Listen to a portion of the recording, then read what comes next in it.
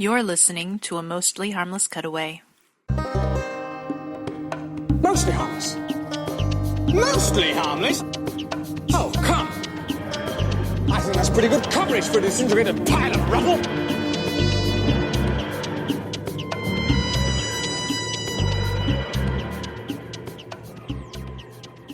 So, a lot of New Who post the Matt Smith era. Actually, it started with season 9. I just stopped rewatching it after I saw it the first time.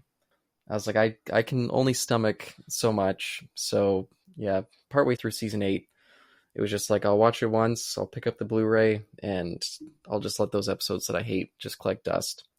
There's a lot in season 8. I recently started going through season 9 again, and I enjoyed some of what I watched, but I had never gotten around to rewatching Once Upon a Time. Or is it Twice Upon a Time? Is that what it's called? Twice Upon a Time.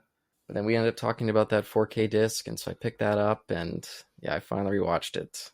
And do you remember your initial thoughts when you watched it the first time? I don't remember if you guys did an episode on it, but I think we no, or maybe we didn't. I don't know. I don't remember those days. It's all hazy now. My initial thoughts were, even though they had started to do it a bunch in those last 2 series with Moffat, still always a sucker for going back to the past or using the original TARDIS set that they had reconstructed, or revisiting, like, you know how they recast was it Ben and Polly? Or not recast, but you know what I mean. And yeah. Always been a sucker for anything like that in Star Trek as well. I mean, like Trouble Time and, oh my gosh, what is it called? The DS9 episode. Yeah, the DS9. Yeah, I can't remember what that one's called. Time and Tribulations, or whatever it is. Oh, that sounds right. Something like that. But always a sucker for that. And so knowing what the premise was a little bit going in, I'm like, yeah, I'm in for the ride. Plus, of course, it was known to be a regeneration story. So I was all in with the concept. Yeah, I think by the time that episode aired, I was kind of like, oh, thank God, at least Moffat's leaving. You know, I came around to Peter Capaldi, because I actually didn't like Peter Capaldi throughout series 8 and most of series 9. I was kind of like, this Doctor, I like the actor a lot. I think he's great, but the characterization I just could not get behind. But series 10 turned it around, and I ended up really, really liking Capaldi in that. And so I was like, okay, I'm happy. You know, Moffat's finally leaving, and hopefully Peter Capaldi will give a good final performance. But I remember almost immediately feeling like the characterization of the first Doctor just completely put me off. And didn't Stephen Moffat like repeat the same kind of plot that he used in the Matt Smith finale with that whole, was that the one where they had that sort of like church that was also, yeah, I can't remember the details of that one. That's another one I've only seen once as well. But I remember them feeling like they had a similar recycled It was plot. that, I mean, I don't remember it very much either, because I didn't even want to think about it too much, because Matt Smith was my all-time favorite Doctor, and I didn't want him to go. But it was something like the 10th, oh my gosh, now I can't even number my Doctors. The 11th Doctor, there was a reason why, but that he resisted death and regeneration. So he lived an inordinately long life. It was nuts. And yeah, it was putting off regeneration for a crazy amount of time. There was a reason for it, though, that I can't remember. A purpose to that. But yeah, you're right. I mean, there are some similar concepts, I guess, loosely, even though we can't remember them all. Yeah, exactly. But I remember at the time feeling like, oh, here we go, some more recycled plots. I did really like the element of the World War I soldier.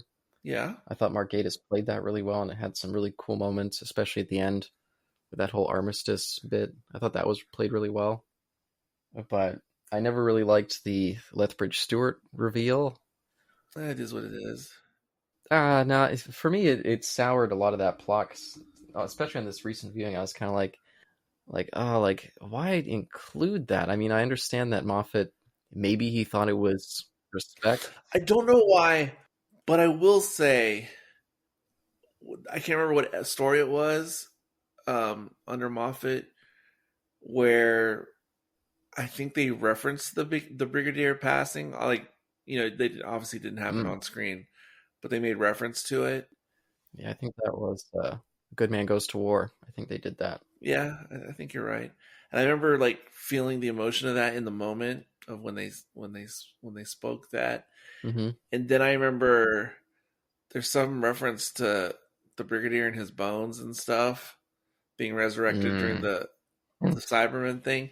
And I'm not a fan of that Cyberman story with Missy, but I still remember it having a very poignant. Oh wow! Like just the mention of what they were saying, it was a poignant moment for me in that story I didn't really care for. Oh wow! Just reflecting on Lethbridge Stewart, and of course, oh my gosh, I'm losing my Doctor Who knowledge. The actor Nicholas Courtney, and thinking about losing him in real life as well, and I was like, oh man, and so maybe Moffat was going to that well again. No.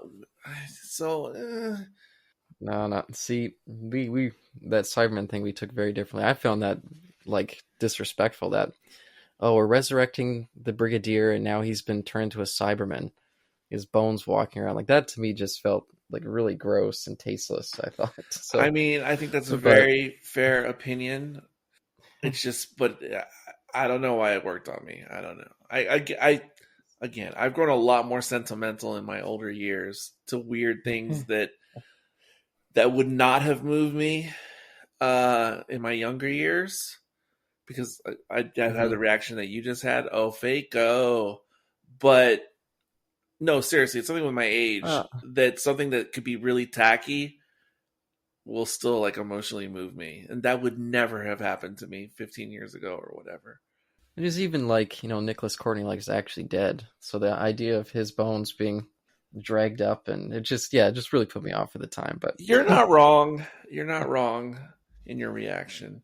It's just somehow worked for me, and yeah, I didn't find it great in Twice Upon a Time, but it didn't hurt anything about it. And now that I reflect on that story, like right now in this moment, while it's not one of my favorite stories ever, or one of my favorite regenerations or anything like that, it's still I still think it's a really good and interesting concept, though, that if you really could go back into your own timeline and meet up with yourself at an important moment in your past, one that you didn't really remember, like your future self, just like how I'm sure there's plenty of days that I've completely forgotten, from when I was 14 or whatever age in my youth. And what if you really could re-experience a day from your past that you don't really remember, and then look at your young self and then relate and compare it to where you are in your life in the present, and see the parallels, and just like if you could talk to yourself and like what you would gain, like the younger you and the older you, from being able to have that. That's a really cool idea. And it's cool to see in the episode. Again, it's not the greatest episode or anything, but it's a cool idea, and why not explore it? And I always thought it was cool what they did. The crossovers of opportunity between doing an adventure in space of time, the historical fiction whatever thing, but then using those elements in Doctor Who proper, the actor and of course the set and everything. That's cool. Why the heck not? Bonus points for that. And I'm totally fine with what's his name, the groundskeeper of Hogwarts. And yeah, does he really look like William Hartnell? I mean, yes, obviously he resembles him, but when he's actually acting, is he like a doppelganger? No, he's not at all. And if there's anything I really didn't like, is why was it so awkward when they transitioned the classic footage to present day? Oh yeah, that looked terrible. Why could they have not done that better? I mean, people make fun of like Luke Skywalker in the new Disney Plus stuff. I mean, come on, what's going on, BBC? Like, you could have done it. Yeah, better I don't than know what that. happened there. It was pretty bad. His mouth is like, it's weird because William Hartnell shows his teeth when he's Mhm. William Hartnell, and then as soon as it transitions to, I wish I could remember the actor's name, he doesn't show his David teeth. Bradley. David Bradley. So as soon as it Mm. transitions, it's like the teeth recede into the mouth, into the gums, because you never see Bradley's teeth. It's very strange.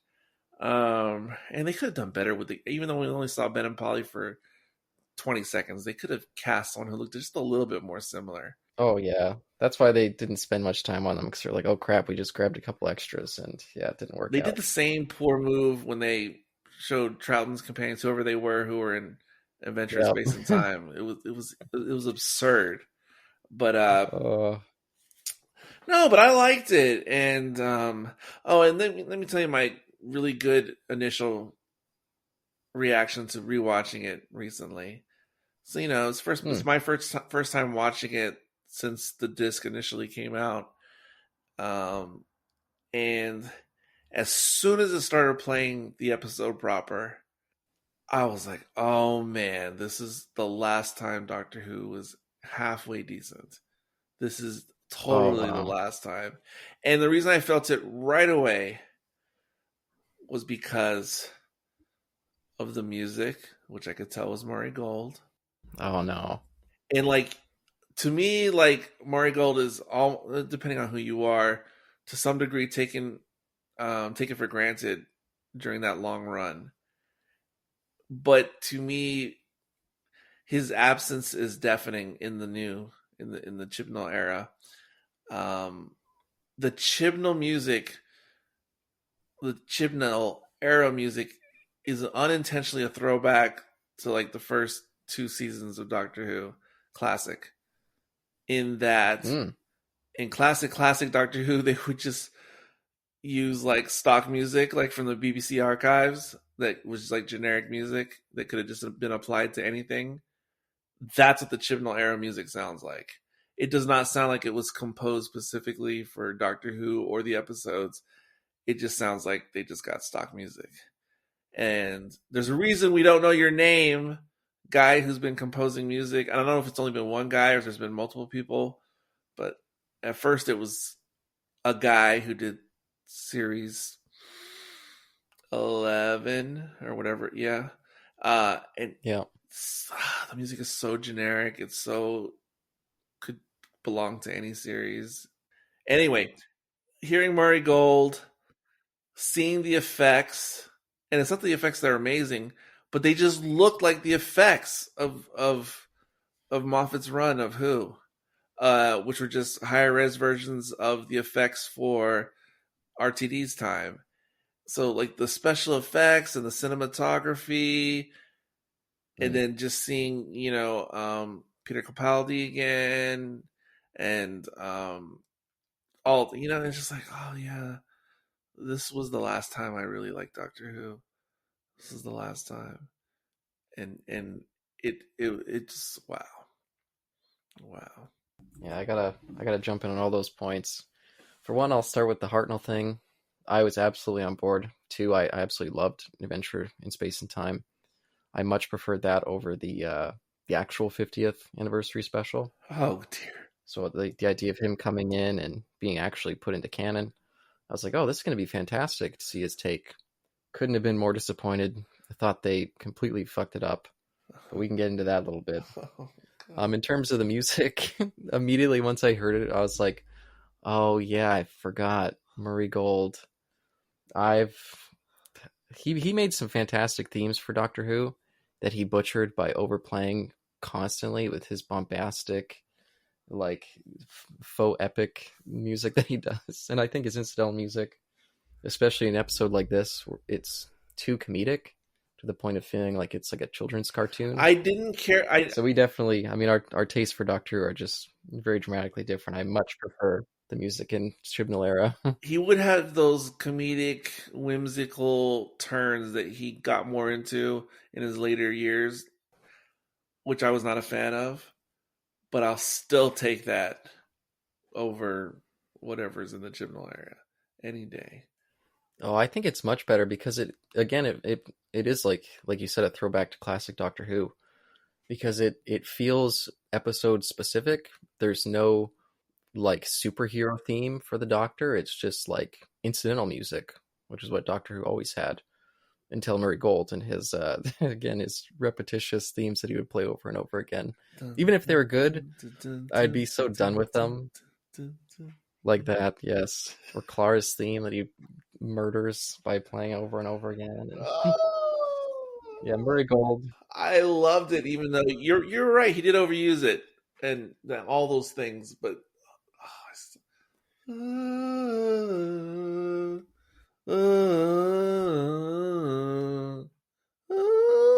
yeah, I think his RTD work is actually his worst stuff. Well, yeah, he's more restrained then, but still. It's, oh man, it just reminds me of when I like knew Who. I remember when Peter Capaldi got cast, I was like, oh, please tell me that Murray Gold's not coming back. Please tell me. And then I was like, oh, fuck. So, but also in terms of, you commented on the look, absolutely. I turned this on, I was like, oh, this is back when Doctor Who actually had a great visual aesthetic. I don't know what they did during the Chibnall era, but it looks just terrible. It looks cheap. They try to make it look realistic, or I guess more grounded in reality, because the Moffat and Pryor New Who, it had like almost like a storybook come to life type of look to it, which I appreciated. It wasn't realistic, quote unquote, but it was like a storybook come to life, or like a kid show, sort of, in a good way. I think they just went for super real and gritty. Because Torchwood had a little bit of that kind of look, a little bit like the Chibnall, which was just stark and yeah, whatever, stark and dark. Yeah, and I mean that's okay if they had hard sci-fi plots to go along with it. I guess I would be more with that new aesthetic. It's just, I think it's more of a Pavlovian response. It's not that I necessarily love those old picture book special effects, but it's a Pavlovian response that reminds me that I enjoyed all those other aspects of Doctor Who at the time as well that go along with it. Because I could have totally been on board with the new look if it was backed up by really interesting stories or plots or characters that I fell in love with or something like that, then I would be fine with it. Well, I guess that's fair. I mean, I think it actually does work for it in something like, is it Resolution? The first New Year's special with the Dalek, when it was like riding around like this archaeological chick's back. I think it really worked in that episode because it had a kind of like a horror-ish, kind of gritty feel. But for this episode, I immediately, even though I really like Bill Potts, I thought she was a super fun companion. I agree. I immediately was like, here comes Moffat with his reset button. She's dead, but she's not dead. And he keeps hammering throughout the episode over and over. Oh, I may be dead, but if my memories are still alive, what does it matter? And it just feels like he's trying to justify the fact that he, once again, brought out his reset button. Because it was a one-off, it's fine. Now, if she continued on in some state of living, that wouldn't be cool. But because it was a one-off, I'm fine with it. I would agree if he didn't just constantly do that same thing throughout his run. It felt like by this point he had no new tricks, and all he could do is just repeat himself over and over again. It's true, and that's why I was okay. His time was up, and that's fine. That's fine. And I was okay with it for the reasons you just said. But obviously those things don't bump me too much because for me, he had the best run besides Philip Hinchcliffe in Doctor Who history. Oh, wow. But I know it's not your opinion, but that's my opinion. Yeah, I think I've said before, I mean, I'll tell you this should be demonstrative. When I got done watching this episode, I said, you know what? This made me realize that the Chibnall era was actually a lot better than even I gave it credit for. Because I was like, nothing in the Chibnall era except for some scenes during the Timeless Children got to the levels of embarrassment and the level of me just wanting to turn it off as much as this episode got to in the last half of it. I always had an issue with the concept of the Doctor like refusing his regeneration. And it was fine for the new series Doctors because the new series Doctors are their own thing. I just don't look at them in the same way. But inserting that into the first Doctor, I found troubling. But even more troubling was the completely disrespectful caricature that they turned him into. I made a post about this one of my Doctor Who groups after I watched it. And time again, I would see people say, you know, after I first watched this, I went to the internet because I was like, is this really what the first Doctor was like? Why would anybody like his character if this is what it was like? All New Who fans who had no experience with him. And then there was some who were like, yeah, I was like super put off. And then I got into Classic Who and watched the first Doctor's run, and it was like nothing like this. And I was shocked. Like, I don't understand why Stephen Moffat wrote him that way. Are you referring to in Twice Upon a Time when the Doctor would say his archaic lines? Yes. That stuff was funny. Oh, see, that's where we, yeah, no. I find Steve Moffat's sense of humor so embarrassing. Like, there was that funny because yes, it was a caricature. It was an exaggeration of taking some elements. I think it was taking some elements that existed in the actual first Doctor on screen, combining it with the lore of of William Hartnell, the person.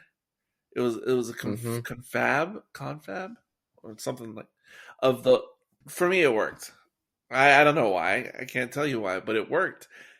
It is a little bit too cheeky. It is a little bit too eye-winky in the camera, but I still thought it was funny when they would be like, "You can't say that. You can't say that." Did you laugh at the line when he said, "What's browser history?"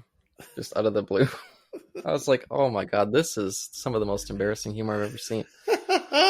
No. It's funny. It's funny. It's not high comedy, but it's funny. Did I ever tell you the first time I watched any of New Doctor Who? I'm not sure. Yeah, so of course I was a classic Doctor Who fan growing up as a kid. I'd wake up like at 5 a.m. to catch it on my local PBS before school. And when they were rebooting Doctor Who, I was like, okay, you know, this looks like it's going to be a fantastic show, this new Doctor, because they would do all those little promos. They'd play them between shows when it was like the Doctor in like some alley or something, or some subway. And so I was like, oh, this looks super cool. But I missed the first few episodes.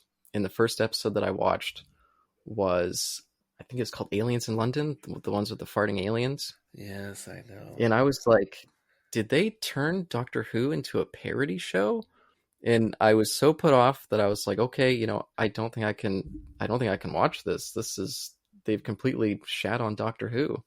And so that was my first impression, and I've never been able to, like, I feel like this episode, for the sake of humor, just completely like shat all over the character of the first Doctor. Everything that I love about that Doctor, none of it is present in that episode at all. Well, no, I do remember now. You did tell me the story before, and it is very unfortunate. And I guess for the sake of the pod, I mean, it's good for you to put it out there. It reminds me of an old story that I've told once or twice on MHC back in the day, which is way back in the day of podcasting, like pre-2009. You know, I listened to Podshock and some other famous ones in those days, the Doctor Who podcasts. But I had, for some reason, one of the shows I would never listen to in those days, even though it was popular, was Radio Free Skaro. I couldn't really tell you why, because I would try all the Doctor Who podcasts, but for some reason not Radio Free Skaro. And then one day, finally, they were already 3 years in or something into making at least 3 years into making their podcast. And I was like, you know what? I'm going to give it a listen just to see what the heck is, you know, Radio Free Skaro is all about. And I just randomly chose their current episode at the time. And I, you know, listened in, and they did a full episode on the 80s show The Fall Guy, which was fine, but I was like, oh, I guess they're not a strictly Doctor Who podcast. I guess sometimes they talk about other things. Okay, whatever, no big deal. And then I didn't listen to them again for a time. But little did I know that I just happened to tune into like their April Fool's Day prank show where they were just pretending like they were, just doing what they always do and covering Fall Guy. I had no idea. Oh, that's funny. So that delayed my getting into their show even longer because that just happened to be the one I listened to first. Yeah, so that was my old famous story that I used to tell about. Yeah, me and Radio Free Scarro. Yeah, and that's exactly my situation with New Doctor Who. And unfortunately, either the second or third next attempt when I was like, okay, I'll give it another shot, was The Runaway Bride. And I was just like, oh, this show, the TARDIS going down the highway, I was like, this is not Doctor Who. Oh, gosh. Oh, so it's just a series of bad luck for New Who. Outside of my favorite Moffat series, probably my next favorite is Series 1 with RTD. And as much as I love that series as a whole, oh yeah, you can just take Aliens of London and just shove it.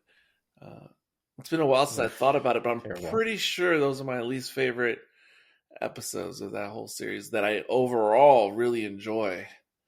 Just that stupid two-parter. Yeah, I'm pretty much the same. But I wanted to comment because I was mentioning how I thought it was so embarrassing. The embarrassment started once we got to the end, and it turned into the end of time, where we get a prolonged regeneration sequence. Where first Clara has to come back for a minute, and Nardole has to come back, the companion that I always forget exists. And I was like, okay, this stuff, like it's a little bit overdrawn. It's not really working for me.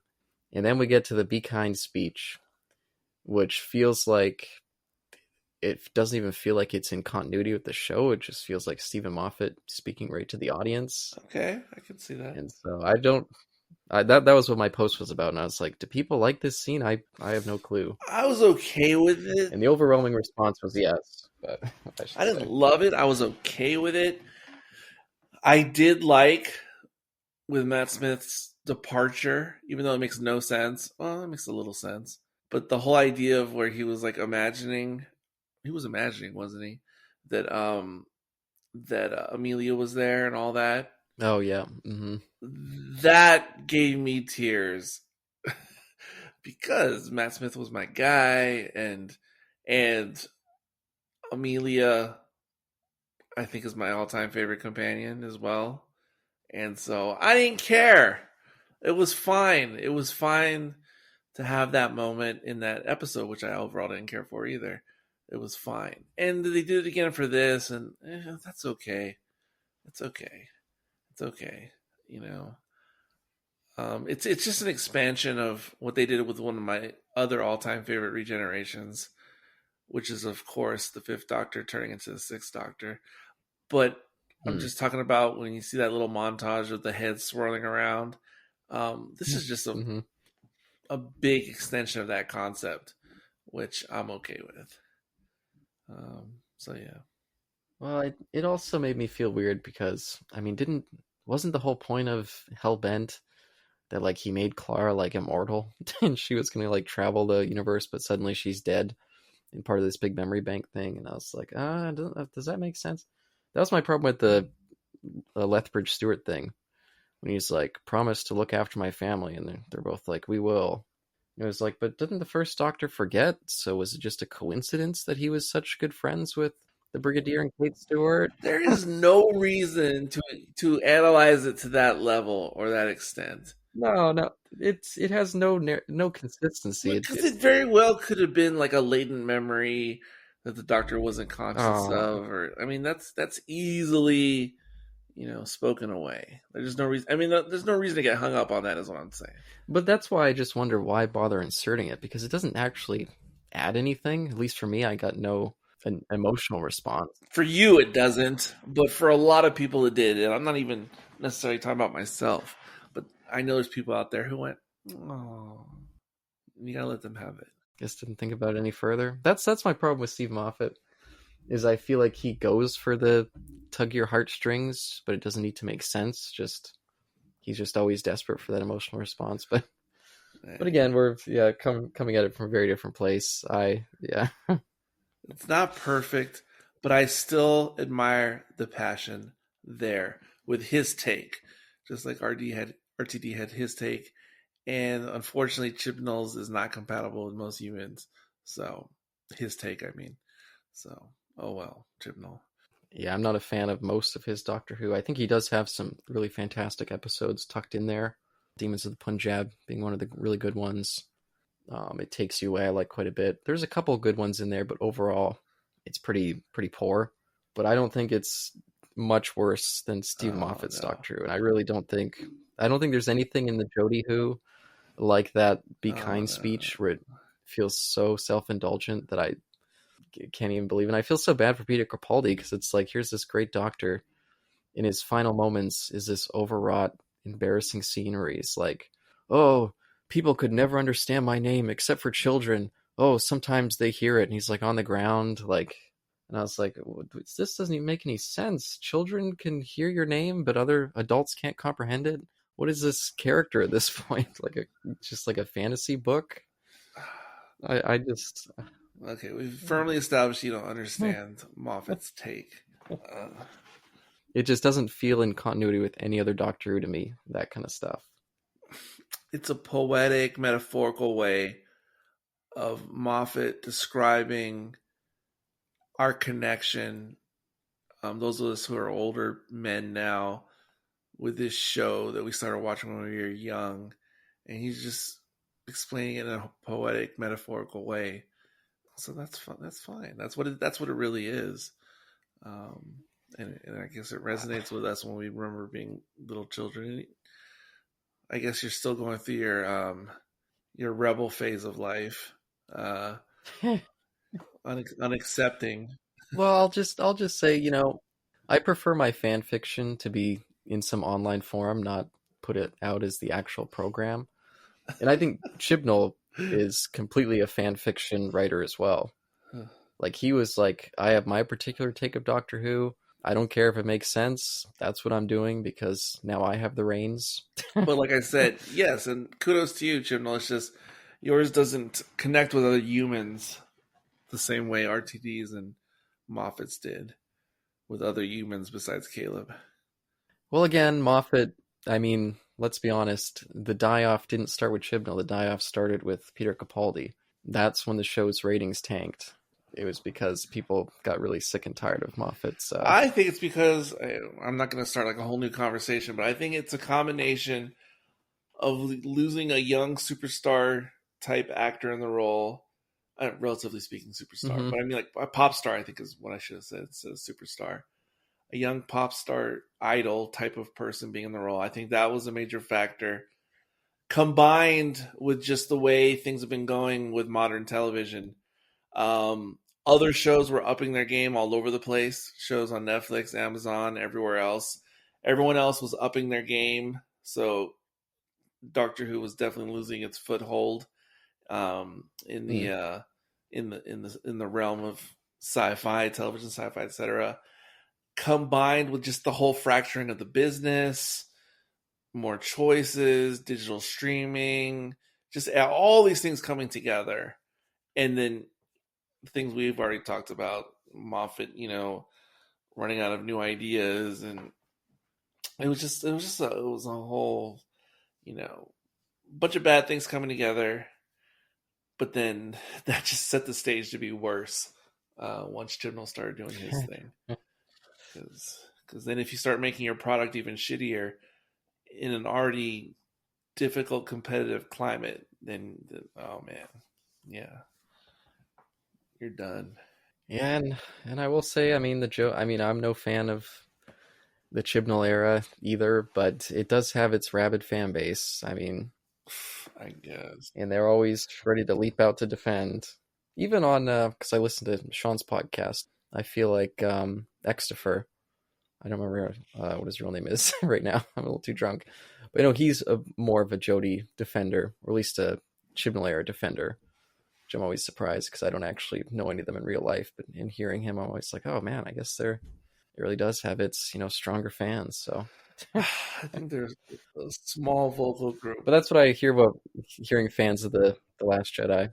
Small vocal groups, just like the Star Trek Discovery has its it's I don't know how to describe them, but the rabid fans of Discovery, whatever, it's all good. Oh, but I guess we should end this little bonus bit here. But there you have it. yeah, I'm happy you enjoyed it. I mean, happy I enjoyed it wasn't for me, but I will say I enjoyed the just look of the disc. There was a couple moments in there that were really eye popping, like they get stuck on like a time vortex or something, and I thought that looked fantastic. But although I was never a fan of that opening title sequence of that particular run, I missed the one that they only used. I think they only used it for Matt Smith's last season. It was a Clara season.